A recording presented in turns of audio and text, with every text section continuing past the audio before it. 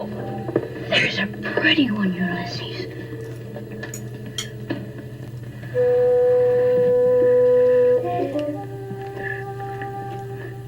There it is. I would like to welcome to my channel one of my subscribers and Goodreads friends, Karoline from Oslo, Norway. Welcome, Karoline. Thank you. How are you doing? Good. How are you? Good. What's the weather like in Oslo today? Well, fall is here, so it's the sun is gone, but the rain isn't quite here yet. So Now windy. You speak with I can't even hear a Norwegian accent in your English. You said you lived in the States for a while. Yeah, I went to college in the States. Right. How many years were you there? Just 2. Okay, but oh my goodness, I can hardly hear any Norwegian accent in your voice. Interesting. Thank you. Well, MTV raised me. Okay. Yeah. Do I sound Canadian? I didn't know you were Canadian until you said it, but then it made sense, I guess. But you have like small weird things about my English, my accent, my pronunciation. Yeah. Like your tone of voice and pronunciations. The Americans love to point out, the Canadians say out and about. Funny. Yeah. So, anyway, we are here to talk about a Korean American novel, Yolk by Mary H.K. Choi. She's a Korean American novelist, and as I was doing my typical 2 minutes of preparation for this interview, I kind of found that it's a YA novel, which is pretty interesting to me to have a bite-sized chat about a YA novel. And then you said you didn't realize it was a YA novel, and according to Goodreads, it's a YA novel, but we're not sure about that. We're not sure if Goodreads is correct, but tell us about the book, Karoline. So Yolk is about Jane, who's a 20-year-old college student in New York. She's a fashion marketing. I think she initially really wanted to do design, but it's easier to go within marketing. So she's kind of lost in a way already within her studies. And then in New York also lives her older sister, June, who had a full ride to Columbia, works in some financial job, really smart, is the older know-it-all sister, has a stable, good job. June had a full ride to Columbia, and she was the one who made sure that Jane applied to schools in New York to fashion because she knew that she wanted to be within fashion. And they are originally from, as you said, South Korea, but they immigrated to San Antonio when they were, I think June was 3 and Jane was barely born or something. They were really, really young. So they've grown up in Texas, essentially. Mm-hmm. So it's quite a change to go from Texas to New York. Yeah, very. That's Jane hasn't been home since she moved to New York. So she hasn't seen her parents in 2 years. And June seems to go just to kind of please her parents. Go back to visit. Yeah. So she's been home a few times and she can afford it too. June is kind of the successful one, and Jane is kind of the one that's still kind of trying to get her life together. And according to the blurb, they are estranged. So they're not close. Yeah, so that's the thing. They're estranged. The book starts off with Jane, and he thinks she's an only child. And then for some reason, she's just like, why is my sister texting me? Why does she want to meet me? Because all the time she's been living in New York, they haven't been hanging out. They haven't been socializing or anything.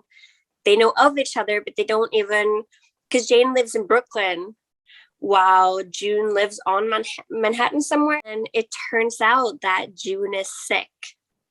Yes, and none of this is a spoiler because these details are all on the blurb, so we're not into spoiler territory at all, and we're going to avoid any spoilers. Yeah, it's fairly serious. She doesn't have a cold. Yeah. She has cancer. Yeah. June definitely, I mean, I could only imagine being told that you're terminally ill. that you want support. When she does have cancer, she contacts Jane to, I guess, get some sort of support, but she doesn't say it. And they do go back to visit their parents together in the book in Texas. I mean, these parents immigrated from South Korea to Texas, to the US, to give their children a better life, right? That's often why people immigrate. So their job for their children was basically to give them things, right? Like we're going to put a roof over your head and food on the table, but that means we have to work all the time. So they have a restaurant that they run, and emotionally unavailable to the kids. The last thing I think we'll say about the plot, because it's mentioned in the first paragraph, is that the two sisters, suddenly the roles are reversed, and the one who's always been needing all the support, she's the support to her older, wiser sister because of her cancer. She's got a terminal illness, and they conspire, and we're not going to say much more about it, but we will mention this, that they conspire to commit insurance fraud. Yeah. Oh, it says that? It does say that. to save her life, and then that we won't give any details because there's no more details in the synopsis, but those details are there. So what's the tone of the novel? Is it poignant? Is it funny? Is it a mixture of both? I would say it's a mixture of both. Okay. It's I would say that as a millennial woman, I relate a lot. And I think that's who the main audience, I would say, like the targeted audience. Mm-hmm. And that's probably why I liked it so much too, because I'm sitting here like, we do stupid choice. Like no, you know? It's a fairly easy read. It's not short. I see it's 400 pages in ebook. Probably a little bit shorter in the paper copy. Well, this sounds interesting. So I'm going to definitely try it. I'm glad that you came on Zoom to tell us about it. Thank you so much, Karoline. Thank you for having me. I would like to welcome for her first appearance on Bite Size Book Chats, but her second appearance on my channel, Alina from Rotterdam. Welcome, Alina. Hi, Sean. Glad to be here. Alina was the very first this year to submit a camera flip video for my 4-year anniversary celebrations. I will put a link to that video. She talked about 6 books, 6 continents. It's a wonderful video, and she was very, very courageous to go first. So thank you again for that. My pleasure. And you have insisted that, no, you're not planning to start your own BookTube channel. But I'll try not to put too much more pressure on you, but I can't speak for the people watching this video who might say, I can handle the pressure. Don't worry. You can handle the pressure? Very good. So, in fact, this bite-sized book chat was scheduled before Alina did her camera flip video, and we're going to talk about an Italian novel. The English title is From the Land of the Moon by Milena Agus, translated from the Italian by Goldstein, and published 2006 in Italian, the Europa Edition's English language translation 4 years later. You quite like this, Alina. Tell us why. I did. I will show the book for the ones who don't know, who haven't seen it. It's a very small book. I wanted to do I thought I would do the 112 page, but you don't get to that. It has 108 pages. So I liked it because it's a story about Italy, but it's not, mushy. It's very straightforward. It's a family story, and at the same time, it tells everything because it starts somewhere in the Second World War, I think 43 or something like that. And it goes on until at least the 80s. Okay. It's in certain ways. I mean, so I just have to ask. You said it's Italian. It's an Italian novel, but it's not mushy. So haven't read a lot of Italian literature. Is Italian literature known for being mushy? I don't know. No, I mean it's more like I think people expect it to be romantic, full of flowery language and things like that. And this is not flowery language. Let's put it that way. It's not romantic. It's very down to earth. You have my attention. And it's specifically set on or about a woman from Sardinia. It is. Milena Agus is also a Sardinian. She lives in Sardinia. I think she was born in Genoa, but she moves to Sardinia from Sardinian parents. She lives in Sardinia. She lives in the city of Sardinia, Cagliari. It's set in Sardinia. I mean, the book is told by the granddaughter who has no name. I mean, nobody in this book is named. I mean, it's the granddaughter, the grandmother, the grandfather, the father, the mother. There's only one name in the whole book, and that's the other grandmother, Grandmother Leah, which is not the one we like. Okay. And she's not a nice person. I mean, she's an angry person, but she has hardly any views in the books. I mean. And there is the veteran. He's named the veteran. So it's, again, not a name, just a title. I have to say that I like that naming system. It's so, I mean, it's a short novella, so no problem, but I have trouble with a whole bunch of names in novels. So this. No, I agree. Yes. Sounds good. So this one is, grandmother, grandfather, papa, mama, and she herself is just telling the story. Okay, so the story starts in the 40s. And the one she's telling about, so grandmother of Nonna, as she's called in Italian, is a woman living in rural Sardinia, so not in the city. And it's the war. She's around somewhere in her 30s. She has known, or her family considers her mad, strange, eccentric. And why? Because she likes to write poetry, and she is a romantic, and she paints, and she's always telling stories, which that's not what we do in the country. We just go, and she has had a couple of boyfriends, or at least she thinks they are her boyfriends, but I mean, they come. This has been going on, right? They come around, and if she falls in love with them, so she starts writing them poetry. We don't know what kind of poetry, but it scares the man off. So I'm not sure what kind of poetry, but it's off-putting. And her family considers that a problem. And later on you hear that when she feels things happen, but it's also that because she is off-putting the man, she's also off-putting the man for the other sisters. So she's I think the oldest. She has sisters, and they are not getting married either. Because people think this is the crazy family or something like that. I got it. Then it's 1943, and an older man comes from Cagliari, because Cagliari has been bombed, and he is the only one who survived his family, and he comes to stay at this rural place with them. And very shortly after he had come to live there, he asked to marry Nonna. And she doesn't want to, because she has not fallen in love with him, No poems for him. No love for him, so she doesn't want to, but her father is very strict, and he says, no, this man wants you, so we are going to get married, and finito, it's just going to happen.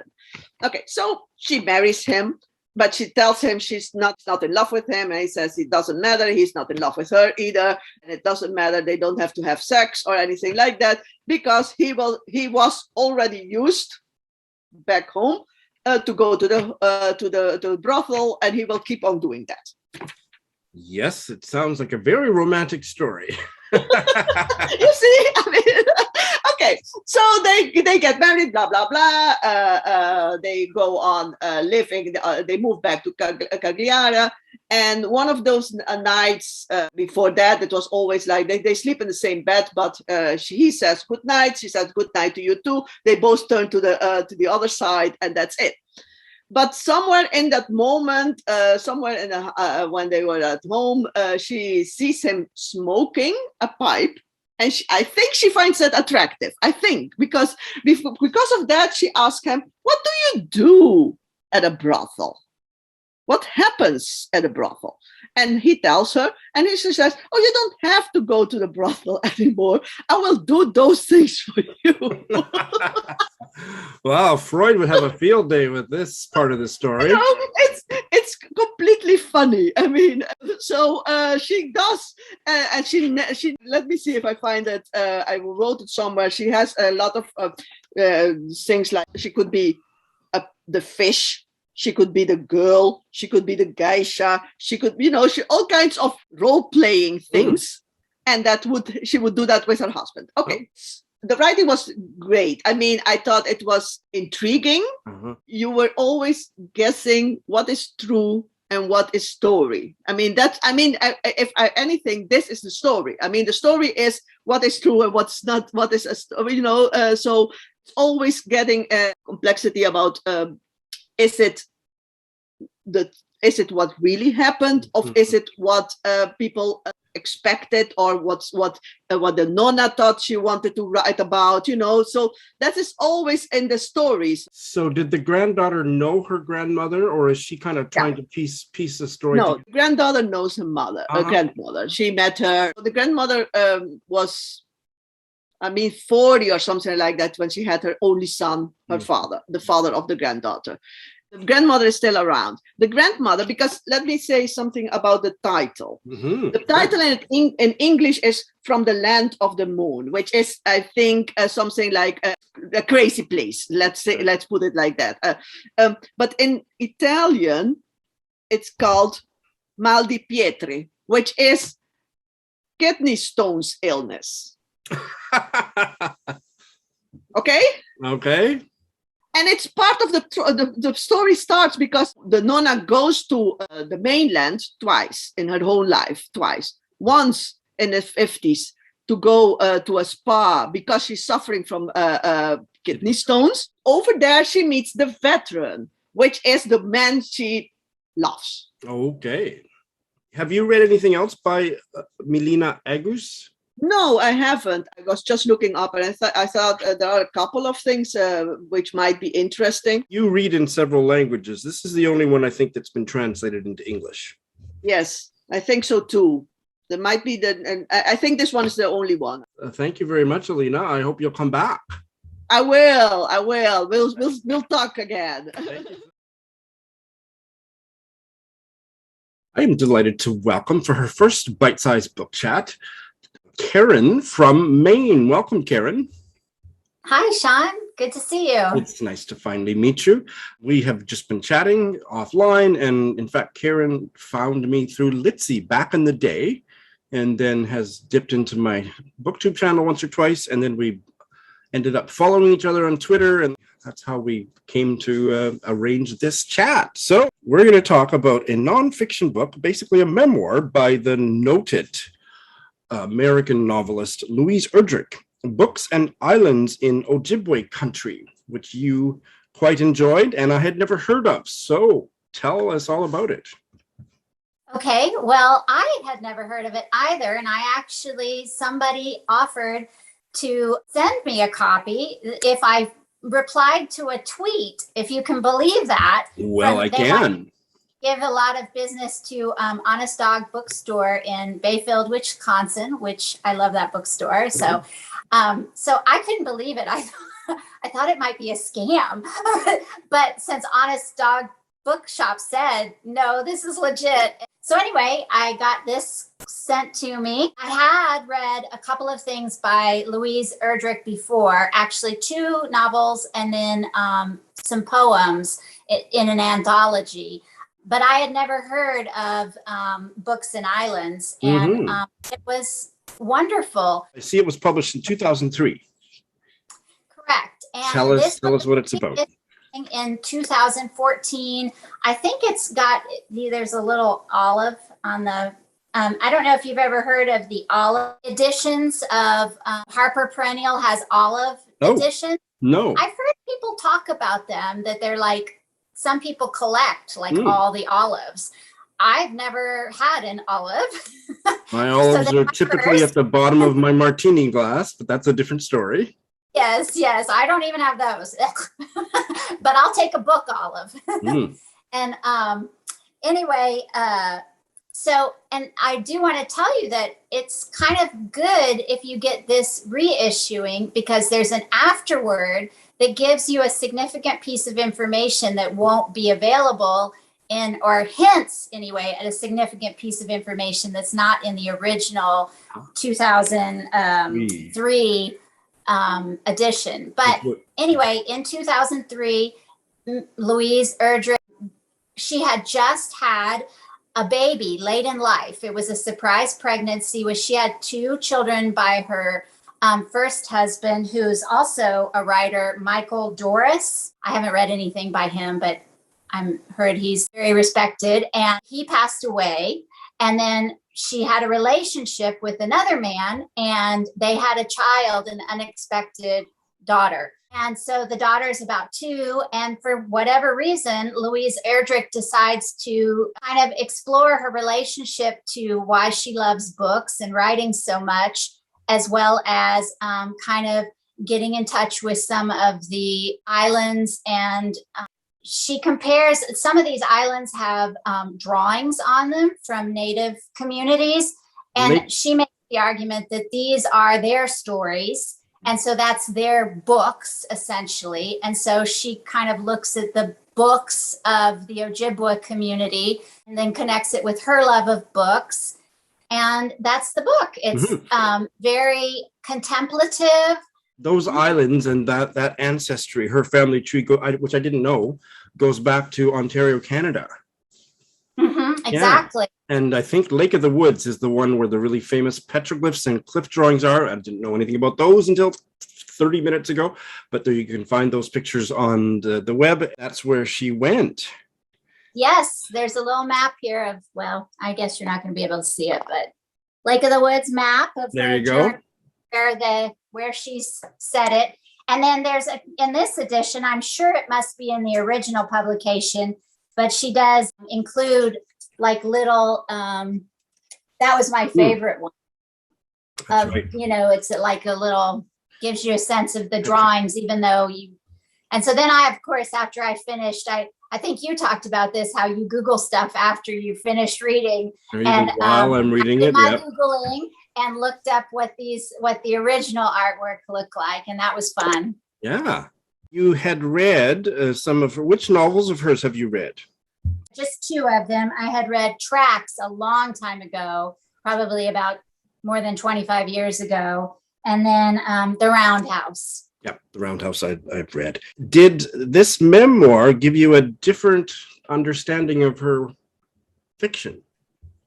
It absolutely did. And in fact, I have to confess, the first Louise Erdrich I had read, Tracks, I didn't like at all. And I think it's because, as I told you, I read it so long ago, I wasn't very familiar with the culture. And so it just didn't connect with me. Like, I suspect I would have a much better experience this time because I've got more familiarity. Another thing that I think that people who have read Braiding Sweetgrass by Robin Wall Kimmerer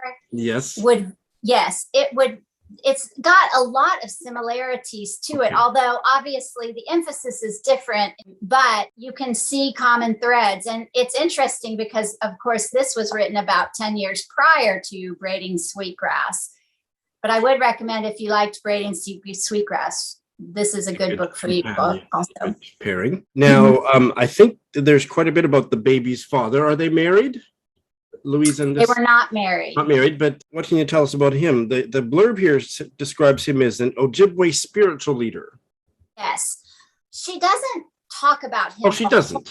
I mean, he's in there because he's showing her he's on the part where they're canoeing and looking at the rock islands. But she just talks about basically him. She does talk about that he's a healer. And if I remember correctly, I think he had some negative experiences at one of those re-education schools. Residential schools, yeah. Residential school, exactly. And so she talks a little bit about that, but you can tell that she wants to keep him kind of private. Fair enough. Yeah, that's right. According to her Wikipedia page, Erdrich declines to identify him publicly. And he died in 2012. Correct. And so yeah, that's I won't name him, but there is him as the speculated father is on the Wikipedia page. You can go check that if you want.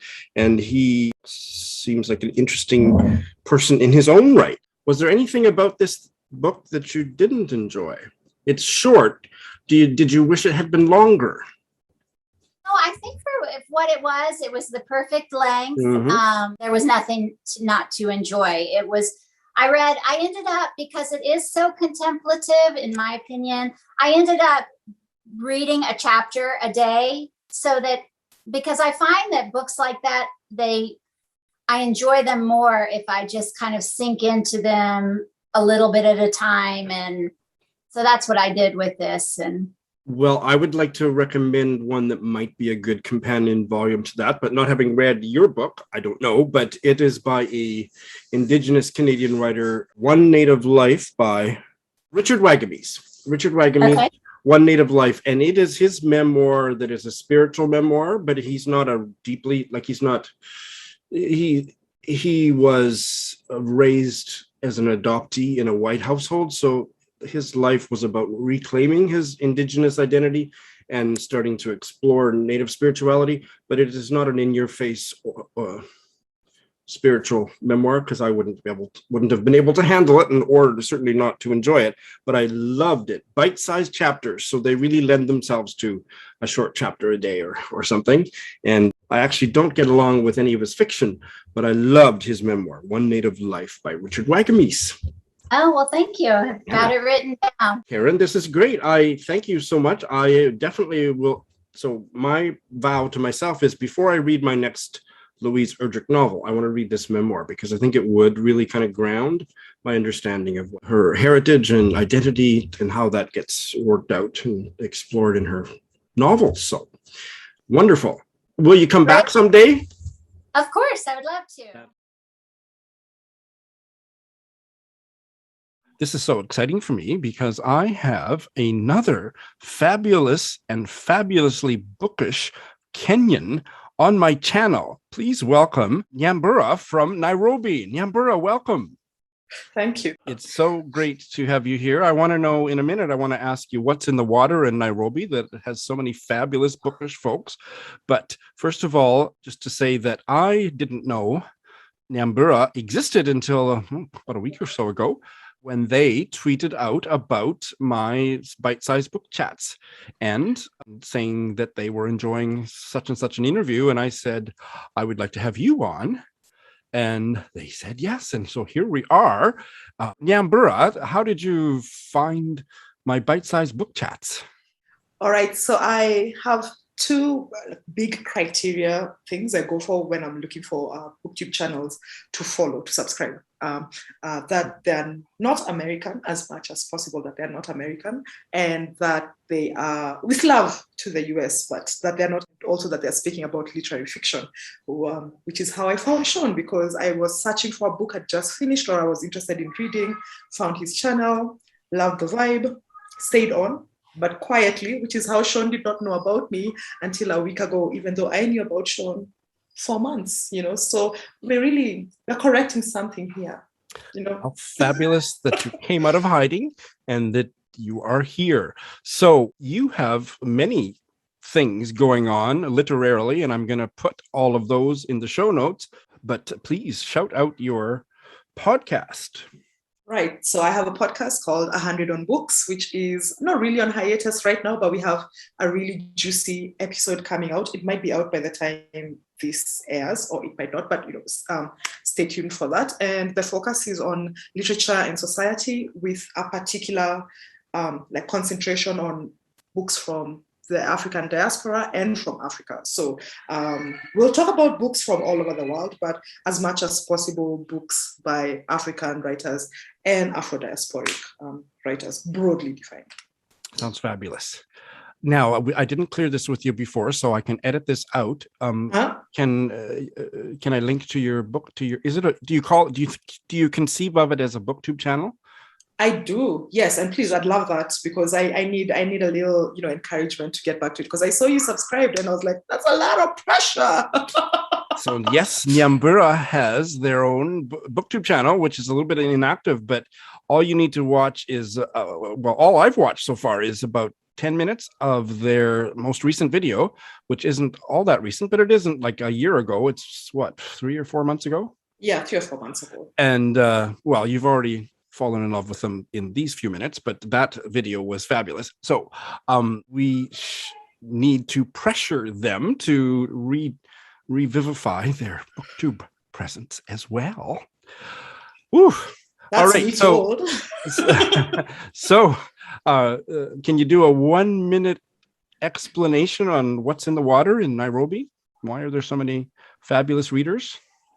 I joke usually that it's because some of us have been traumatized by a really rigid educational system in the way it approaches literature, and maybe we rediscover our love of reading by reading a lot as grown-ups, reading fiction and so on. And I think that's, and part of it is also that there are lots of book clubs. There are quite a number of interesting bookshops and things like those. So there is quite a community also. Once you decide you want to read, or if you're reading as a grown-up, which is a different kettle of fish from reading as a child, you find a welcoming community. So I think that's it. You are my 4th guest from Kenya. And I think I maybe had 4 Canadians on. So this is fantastic. As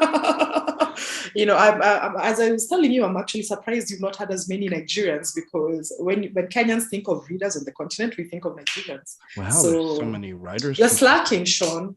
Well, I'm going to be counting on you for some introductions. We are here to talk about a book that Nyambura read recently and loved. It is from Trinidad, and I had never heard of it. It's called Pleasantview by Celeste Mohammed, and I don't think it's even available in the UK yet, but it came out in the States in May of 2021. It sounds fantastic. Please tell us about it. I like to start this by talking about how I found the book. As you're saying, you can't find the book everywhere. The way I found the book is that I follow this bookstagrammer called Book of Sins, who also tweets as Book of Sins, and she runs this year-long hashtag called Read Caribbean. And so I find a lot of Caribbean books by following her and seeing her recommendations. And this sounded really interesting because it's called a novel in short stories.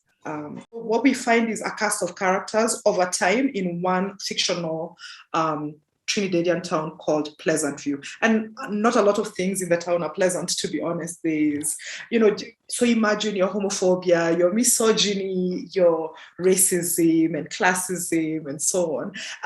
And this, as I'm saying, because the stories are interconnected, you see how these characters' actions in the first story pan out in the 6th story, for instance. And as we're also moving across time. So we meet a character as a child, and by the end of the book, they're now a teenager who's probably being lured into what people would consider an extremist organization, like an Islamist organization. I have strong feelings about these sort of ideas, but it's really interesting how she connects the stories. And they also read very well without having read the other stories. So if you read them in isolation, which I think is how some of them were published originally, actually, so it's a very rich universe. Sometimes it goes to other parts of the Caribbean, so to Venezuela, to Nicaragua, and so on and so forth. So it's clearly rooted in the Caribbean, but also in the Caribbean diaspora, because there's also a character who goes to the US and ends up in a green card marriage and all of that stuff. Riveting stuff, honestly and truly, yeah. According to the blurb, it reveals the dark side of the Caribbean dream. Mm-hmm. Very much so, yes. And yes. Also, I see there that it's got a lot of Trinidad Creole in it. How did you make out with the dialect? Quite well, actually. I think it's one of those things where if you've read quite a number of books from the region, Jamaican authors, Antiguan authors, Bayesian authors, and so on, you've eased your ear, your literary ear, because it's not like I listen to an audiobook, but you've trained your ear to understand what's going on.